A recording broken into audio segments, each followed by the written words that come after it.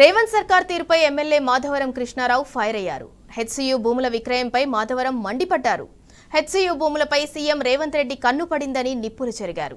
Private కంపెనీలు, software కంపెనీలకు భూములు విక్రయిద్దామని కాంగ్రెస్ ప్రభుత్వం అనుకుంటుందని విరుచుకుపడ్డారు. హెచ్సియు భూములను కాపాడేందుకు విద్యార్థులు చేస్తున్న పోరాటానికి బీఆర్ఎస్ ఎల్లప్పుడూ అండగా ఉంటుందన్నారు. హైదరాబాద్ నగరం బాగుండాలని, తెలంగాణ రాష్ట్ర వర్షపాతం పెరగాలని, రాష్ట్రంలో దేశంలో ఎక్కడ చేయలేనటువంటి విధంగా హరితారం పేరు మీద కొన్ని కోట్ల చెట్లు నాటి హైదరాబాద్ నగరాన్ని కాకుండా ఇతర జిల్లాలో కూడా వర్షపాతం పెంచే విధంగా ఆ రోజు లక్షల కోట్ల చెట్లు తెచ్చి నాటి, ఎక్కడైతే ఫారెస్ట్లు ఉన్నాయో అక్కడ చెట్టు నాటి, ఎక్కడైతే హైదరాబాద్ నగరంలో చెట్టు పెడితే ఏవో మేకలు అవో తినేపోయే ప్రమాదం ఉంటే కంచెలేపించి ఆ రోజు చెట్లు కాపాడి ఈరోజు హైదరాబాద్ నగరాన్ని అభివృద్ధి బాటలు నడిపించినటువంటి గొప్ప నాయకుడు కేసీఆర్ గారు. మరి అటువంటి నాయకుడు ఈరోజు అది చేసినా ఉంటే అవన్నీ ఏవైతే ల్యాండ్స్ ఉన్నాయో హైదరాబాద్ నగరంలో ల్యాండ్స్ అమ్మేసి వీళ్ళు ఎంజాయ్ చేయాలని ప్రయత్నం చేస్తూ ఉన్నారు.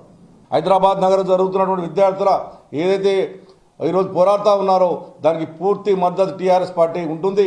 ఖచ్చితంగా ప్రజలు కూడా దీని మీద వ్యతిరేకించాలి. హైదరాబాద్ నగరంలో ప్రజలకు కూడా రేపు పొద్దున్న ప్రమాదం కాబోతా ఉంది. మన కాలుష్యం దెబ్బతినే ప్రమాదం ఉంది.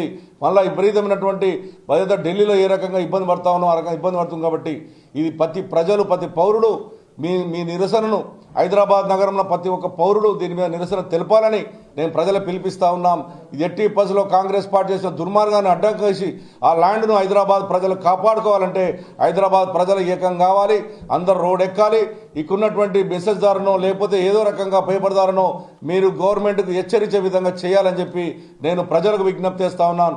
ఆ రకంగా వినకపోతే ఏదైతే దీనికి మద్దతు ఇచ్చిన పార్టీలు ఏకమైదాం, ఎట్టి పరిస్థితుల్లో దీన్ని కాపాడుకొని హైదరాబాద్ నగర ప్రజలను కాపాడుకునే బాధ్యత తీసుకుందాం.